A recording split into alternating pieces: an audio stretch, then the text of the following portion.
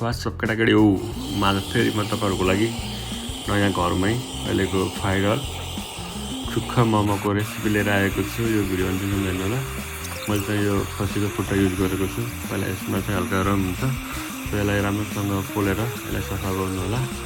मैले यसलाई मजाले पोल्यो अनि यसलाई एकदम राम्रोसँग सफा गरेँ। अनि यसको खुर भन्छ, यसलाई के भन्छ, खुरको भित्रमा पनि रम हुन्छ के, सो यसलाई फेरि काटेर सबलाई अलग अलग गरेर अनि यसलाई पनि फेरि पोलेँ मैले यसलाई।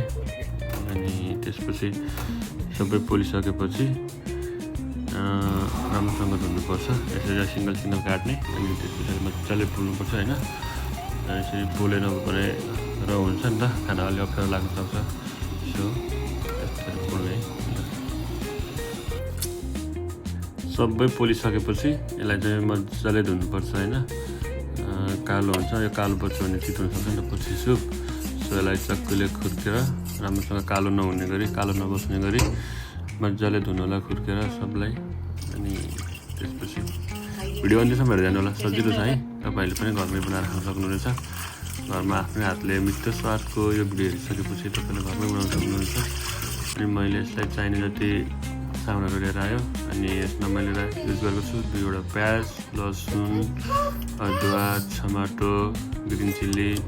तपाईँलाई कति स्पाइसी खाने त्यो अनुसार युज गर्न सक्नुहुन्छ खुर्सानी चाहिँ। अनि त्यसपछि मैले सुरुमा कुकर बसालेँ। अनि यसमा चाहिँ मैले तोरीको तेल युज गरेको। तोरीको तेल युज गर्नु एकदम राम्रो हुन्छ। अनि यसमा जिरा, धनियाँ, ल्वाङ, सुक मिल्क फ्राई गरेँ। त्यसपछि अदुवा लसुन हालेर फ्राई गरेको छु। अनि त्यसपछि राम्रोसँग ब्राउन फ्राई भयो भने यसमा फेरि प्याज एड गर्नुहोस्। प्याजलाई पनि फेरि राम्रोसँग फ्राई गर्नुहोस्। अनि भुट्दा प्याजलाई रातो हुने गरी भुट्नुपर्छ। फेरि अल्छी गर्नु हुँदैन प्याज भुट्न है। प्याज चाहिँ मजाले भुट्नु, अल्छी नगरिकन भुट्नु होला। प्याज मजाले फ्राई गरेर यति ब्राउन कलर आयो भने यसमा मसला एड गर्नु होला।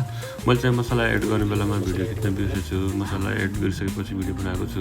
यो मसला चाहिँ मैले आफै घरमा पिनेको हो। मसलाको रेसिपी चाहिँ मैले डिस्क्रिप्सनमा लेखिदिन्छु, डिस्क्रिप्सनमा गएर हेर्नु होला।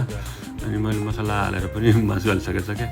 अनि त्यो भिडियो नै खिच्न बिर्सेछ। सो सबै मसला हालिसकेपछि अनि अघिको सफा गरेर राखेको खुट्टा राख्नु होला। अनि खुट्टालाई पनि मजाले फ्राई गर्नुपर्छ है। मजाले फ्राई गरेर अनि सबै मसला राम्रोसँग मिक्स भयो भने अनि यसमा फेरि टमाटर एड गर्नु होला। तपाईँ सुप कति धेरै बनाउने त्यो अनुसार टमाटर एड गर्न सक्नुहुन्छ। मैले ठिक्क सुप बनाउनु भएको भएर एउटा मात्र टमाटर युज गरेको छु। तपाईँ धेरै सुप बनाउनु भयो भने 2वटा 3वटासम्म टमाटर युज गर्न सक्नुहुनेछ। अनि थोरै सुप बनाउँदा पनि धेरै टमाटर युज गर्नुभयो अमिलो हुनसक्छ धेरै। सो अनि मजाले यसलाई छोप्दै पकाउँदै गर्नु होला 10-15 मिनट जति बिस्तारै। अनि सबै मसला पाक्यो, मासु पनि राम्रो फ्राई भइसक्यो भने अनि यसमा पानी एड गरेर सिटी लगाउने हो है। बाहिर गएर पैसा खर्च गरेन, मेहनत गर्ने, घरमा पकाउने, खाने। यो भिडियो अन्तिमसम्म हेर्ने। तपाईँले युट्युब सब्सक्राइब गर्नुभएको छैन भने सब्सक्राइब गर्न नबिर्सिनु होला। तपाईँहरूलाई यस्तै भिडियो मैले लिएर आउनेछु, घरमै बनाउने, मेहनत गर्ने, बाहिर गएर खर्च गर्ने होइन।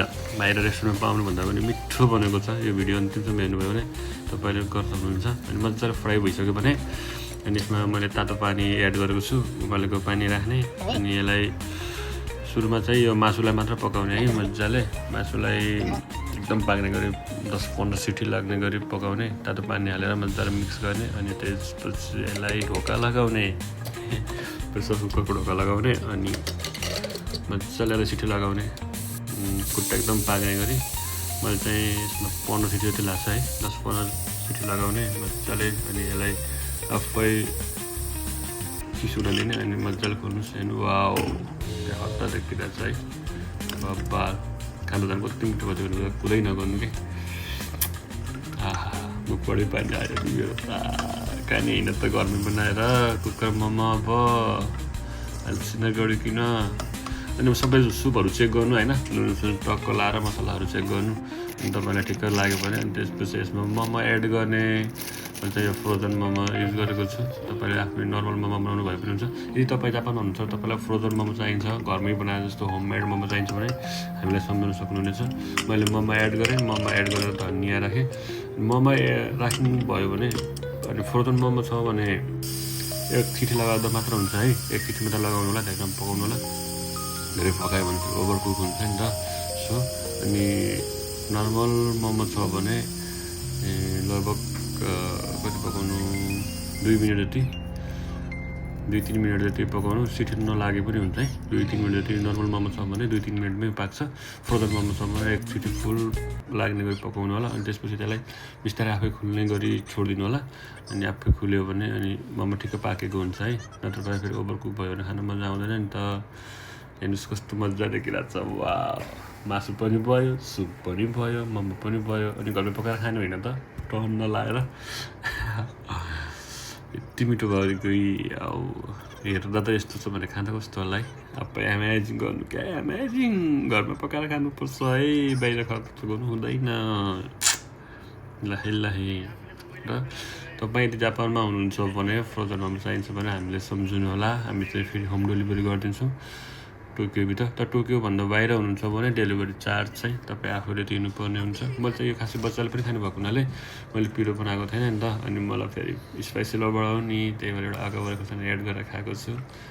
By by. तपाईँले पनि खानु घरमै बनाएर खास्।